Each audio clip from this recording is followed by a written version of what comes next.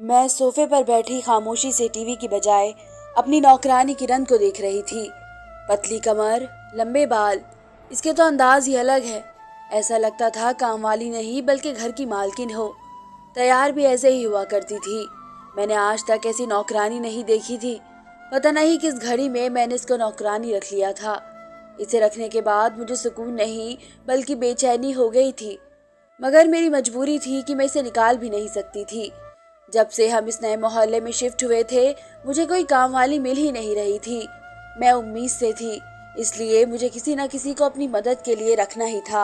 और फिर एक दिन ये नौकरानी खुद ही हमारे दरवाजे पर चली आई और कहने लगी कि मैं सारे मोहल्ले में काम करती हूँ, आप लोग नए शिफ्ट हुए हैं, अगर नौकरानी की ज़रूरत हो तो मैं काम कर लूँगी। मुझे तो लगा था कि ऊपर वाले ने मेरी बात सुन ली है और मुझे घर बैठे ही नौकरानी मिल गई है। लेकिन उसे रखने के बाद तो मेरी परेशानी बढ़ती चली गई। वह खूबसूरत तो थी ही, साथ में उसके अंदाज और अदाएं ऐसी थी कि मैं हैरान रह जाया करती थी। ऐसा लगता था जैसे कोई बहुत पढ़ी लिखी लड़की हो। बात करने का अंदाज भी ऐसा ही था। मैं जब भी पूछती तो यही कहती कि हाँ दीदी, मैंने 10वीं पास कर रखी है। लेकिन 10वीं पास को कौन नौकरी देता है, इसलिए घरों का कामकाज शुरू कर दिया। यह सुनकर मैं खामोश हो जाती। शुरू में तो मेरे पति ने इस नौकरानी को रखने पर बहुत एतराज़ किया, लेकिन जब मैंने उनकी बात ना मानी और उनसे कहा कि मुझसे घर के कामकाज नहीं होते, अगर ऐसा है तो घर के काम भी खुद कर लो, तो मजबूरन वे चुप हो गए और फिर उन्होंने नौकरानी को लेकर कोई बात ना की। मगर फिर एक बात मुझे बहुत अजीब महसूस होने लगी, जो मेरे दिल दिमाग में खटक रही थी। जिस बात ने मेरी नींद उड़ा दी थी, वह मेरे पति का इस नौकरानी के आगे पीछे फिरना था। जिस नौकरानी को रखने पर मेरे पति को इस कदर एतराज था, वह उसी नौकरानी के आगे पीछे फिरते दिखाई देने लगे थे। शुरू में मुझे लगा ये सब मेरा वहम है, क्योंकि मेरी शादी को ज्यादा वक्त नहीं गुजरा था और इसीलिए मैं अपने पति पर शक नहीं करना चाहती थी। मगर हर गुजरते दिन के साथ मुझे इस बात पर यकीन आने लगा कि ये मेरा वहम नहीं है, बल्कि वाकई ही मेरे पति इस नौकरानी के आगे पीछे रहते हैं। वह मेरे कमरे की सफाई करने जाती तो मैं लॉन्ज में चली आती, क्योंकि मुझे डस्ट एलर्जी थी। लेकिन मेरा पति बहाने बहाने से कमरे के कई चक्कर काट लिया करता। समझ नहीं आता था कि इस नौकरानी में ऐसी भी कौन सी कशिश है जो मेरा पति इसके पीछे खिंचा ही चला जाता है। एक दो बार मैंने गुस्से से अपने पति को समझाने की भी कोशिश की, जब किरण सफाई कर रही हो, आप इसके पीछे कमरे में ना जाया करे, अच्छा नहीं लगता। पता नहीं वह आपके बारे में क्या सोचेगी। लेकिन मेरी बात सुनकर मोहन अजीब ही नजरों से मुझे देखते और कहते कि मैं किरण के पीछे नहीं जाता हूँ, किसी न किसी काम से ही जाया करता हूँ।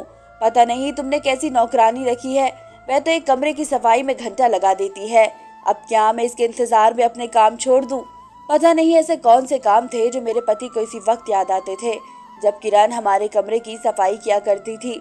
शुरू में तो मैं मोहन की बात का यकीन कर लेती, लेकिन हर गुजरते दिन के साथ मुझे अपने पति की बात पर बिल्कुल भी यकीन नहीं रहा था। कभी कभी तो मुझे लगता कि वह मुझे धोखा दे रहे हैं, मुझसे बेवफाई कर रहे हैं। लेकिन मुझ जैसी पढ़ी लिखी हुई और खूबसूरत बीवी को छोड़कर एक नौकरानी के पीछे कैसे लग सकते थे? यही सोच कर मेरी तबीयत खराब होने लगी थी। मैं पेट से थी और इन दिनों में औरत अजीब हो जाती है, अजीब अजीब सा सोचने लगती है, और मेरा हाल भी कुछ ऐसा ही था। मैं अगर किसी बात को लेकर सोचना शुरू करती तो घंटों तक किसी बात में उलझी रहती।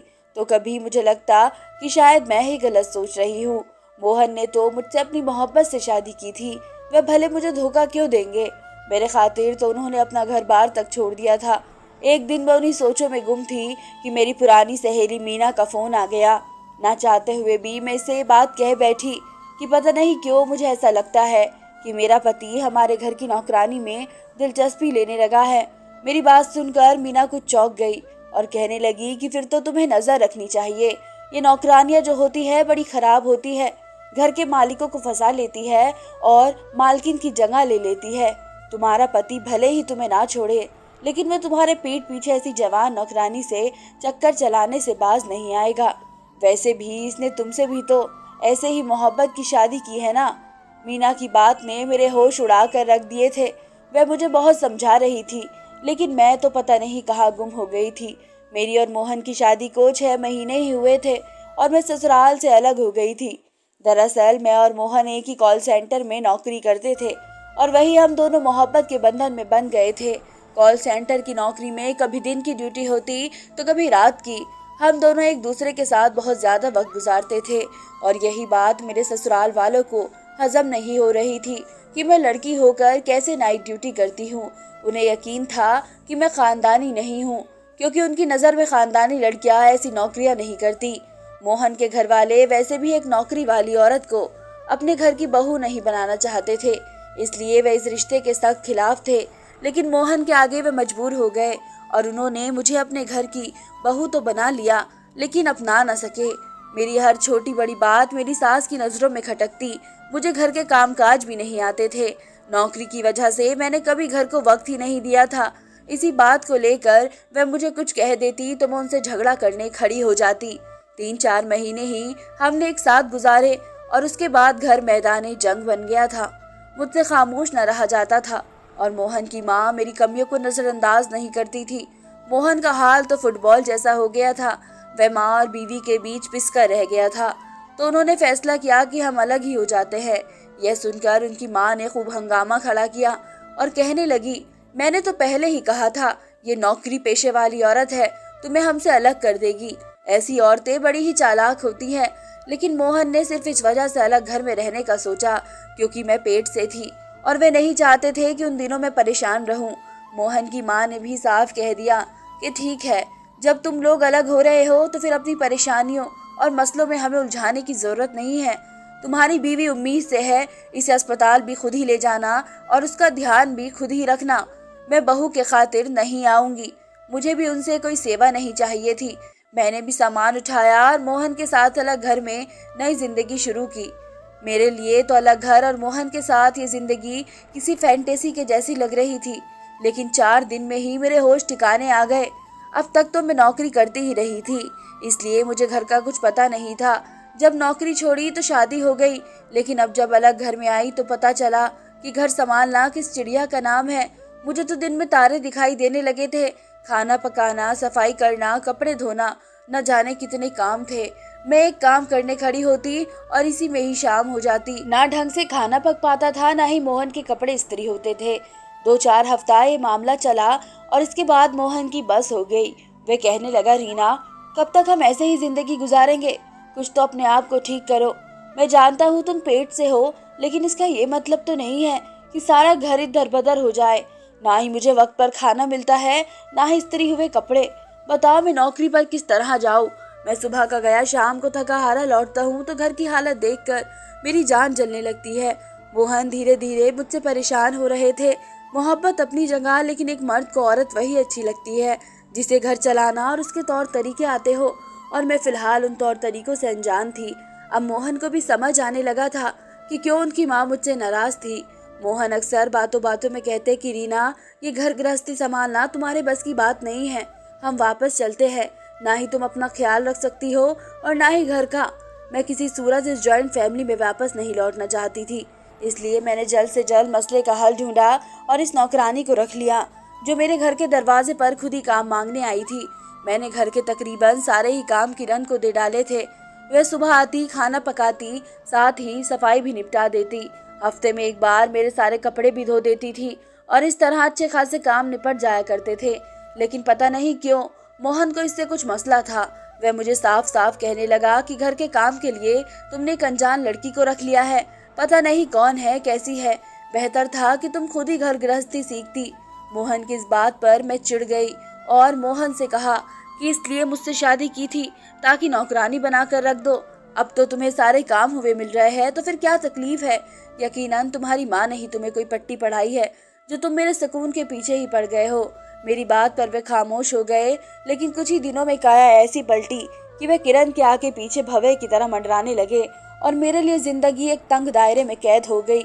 ऐसा लगता है जैसे मैं हर वक्त किरण और अपने पति पर नजर रख रही हूँ और कोई काम ही नहीं।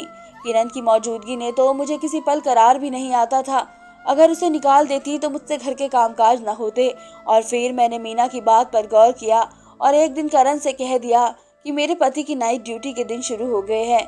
वह सारा दिन घर पर रहते हैं। बेहतर यह है कि तुम उनकी गैर मौजूदगी में रात के वक्त आकर सुकून से सारा काम कर लिया करो, वह भी तुम्हें तंग नहीं करेंगे। मुझे लगा था कि किरण इस बात पर इनकार करेगी और कहेगी कि वह आधी रात को काम करने क्यों आएगी। लेकिन उसके जवाब पर मैं हैरान रह गई जब उसने खुशी खुशी कहा कि जी दीदी ठीक है, मुझे भी साहब के सामने काम करना अच्छा नहीं लगता। मैं कमरे की सफाई करती हूँ तो वे ना जाने कितने चक्कर काट जाते हैं, मुझे शर्म सी महसूस होती है। अच्छा है, मैं भी उनकी गैर मौजूदगी में सुकून से काम कर लूंगी। यह सुनकर मुझे तसल्ली हो गई।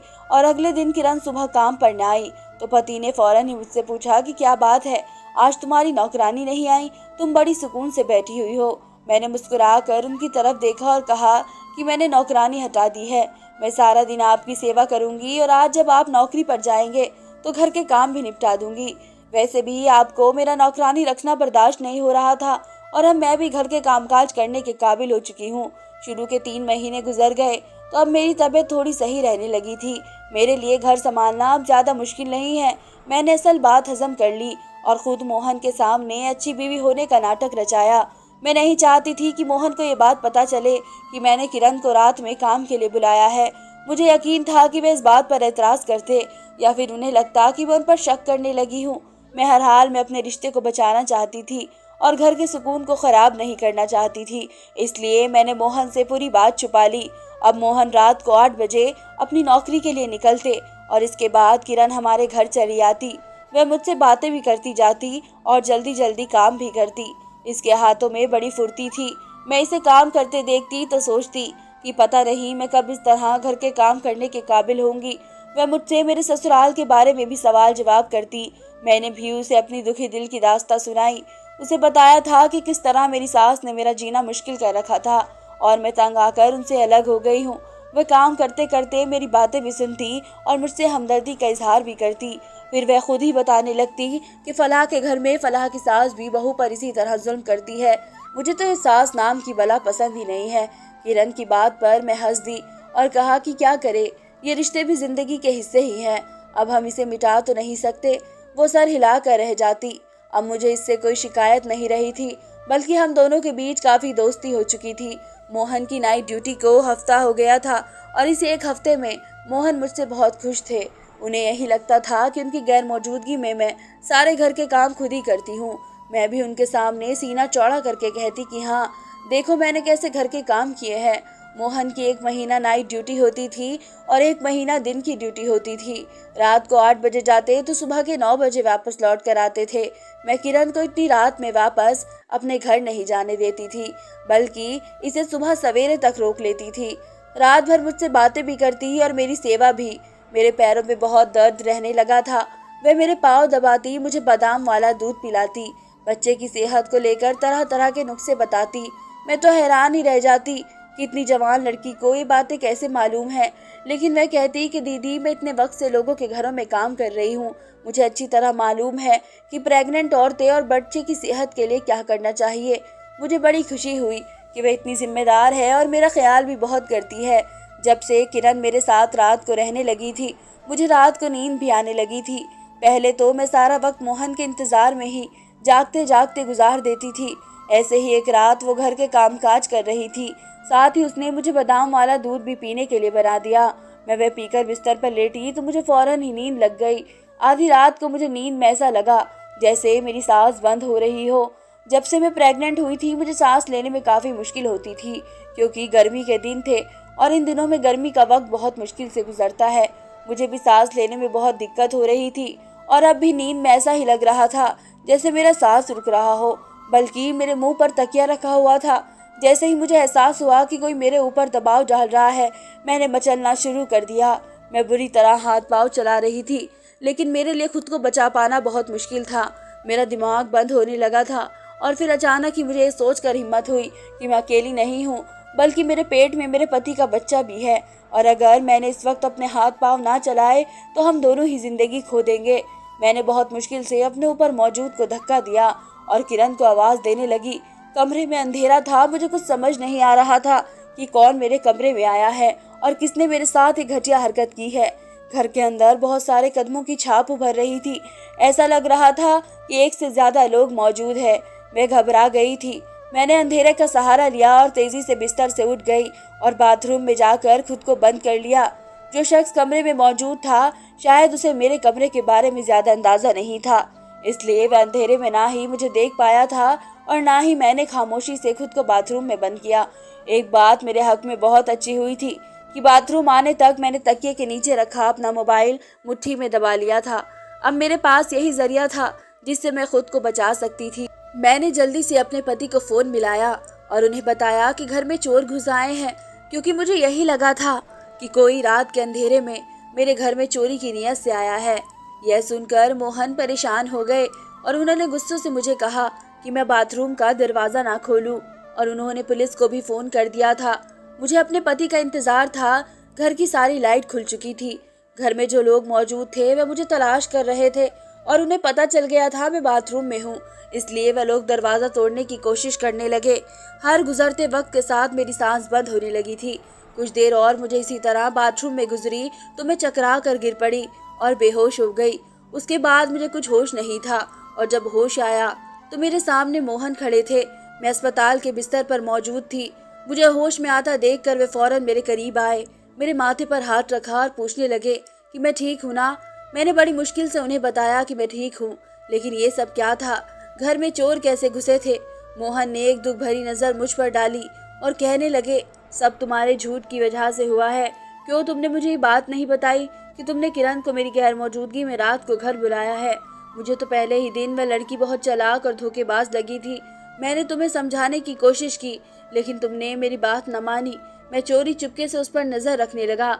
जब वह काम करती तो मैं कमरे के कई चक्कर लगा लेता, क्योंकि मुझे ऐसा लगता था जैसे वो तुम्हारी अलमारियों की तलाशी ले रही हो, हमारे सामान को चेक कर रही हो। लेकिन मैं ये बात बताकर तुम्हें परेशान नहीं करना चाहता था, क्योंकि हो सकता था कि मेरा वहम हो। मैं किसी पर बेबुनियाद इल्जाम नहीं लगा सकता था। और फिर जब तुमने मुझे बताया कि तुमने किरण को निकाल दिया है और घर के काम खुद करने लगी हो, तो मुझे सुकून हो गया। मगर मुझे अंदाजा नहीं था कि तुम झूठ से काम लोगी और मेरे पीछे एक लड़की को सारी रात के लिए घर बुला लोगी। उसने 1 हफ्ते तक तुम्हें दूध में नींद की दवाई दी और तुम्हारे सोने के बाद घर की हर छोटी बड़ी चीज का अच्छी तरह मायना किया, और ये एक गिरोह के लिए काम करती थी।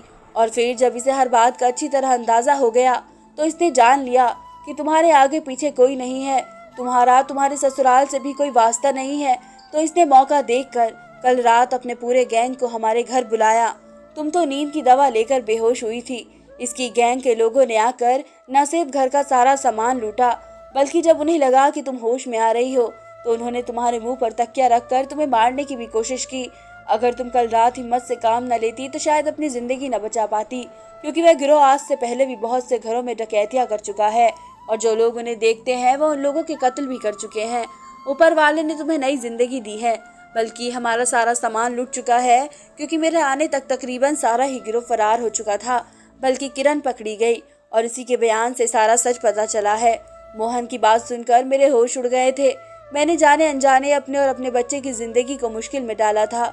मैं रोने लगी थी क्योंकि मैंने गलत इंसान पर भरोसा किया था। मोहन ने मेरे बालों में हाथ फेरा और कहने लगे, देखो रीना, मैं तुम्हारा पति हूँ, तुम्हारा बुरा नहीं चाहता। अगर तुम मेरे घर वालों के साथ मिलजुल कर रहती, मेरी माँ की छोटी मोटी बातों को दिल पर ना लेती, तो आज तुम सुकून से जिंदगी गुजार रही होती। बड़े बूढ़ों के रोकने से टोकने से ही हम बच्चों को जिंदगी गुजारने का सही तरीका आता है। अगर मेरी माँ तुम्हारे गलत कामों पर तुम्हें ना टोकती तो तुम्हें कैसे पता चलता कि तुम गलत हो। अकेले रहना, अलग घर में जिंदगी गुजारना तुम्हारा हक है, लेकिन मिलजुल कर रहने के जो फायदे हैं वह अकेले रहने में कभी नहीं मिल पाते। अगर तुम मेरे घर वालों के साथ मिलजुल कर रहती तो किरण जैसी लड़की को कभी इतनी हिम्मत ना होती कि वह हमारे ही घर में घुसकर हमें अपना निशाना बनाती।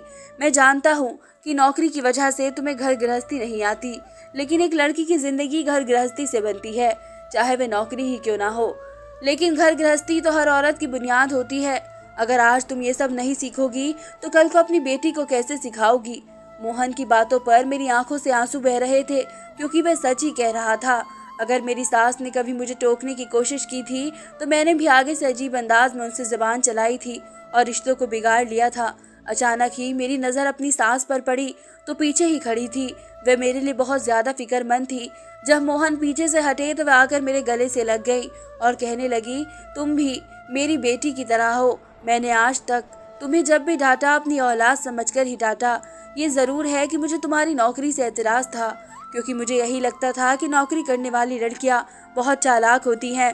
लेकिन अब मुझे समझ आ गया कि हर नौकरी करने वाली औरत चालाक नहीं होती, क्योंकि तुम अगर इतनी तेज होती तो किरण जैसी लड़की के झांसे में ना आती। अपनी सास की बात सुनकर मेरे चेहरे पर मुस्कुराहट आ गई थी। वाकई में इतनी पढ़ी लिखी और नौकरी वाली लड़की थी, फिर भी किरण जैसी चालबाज के झांसे में आ गई थी।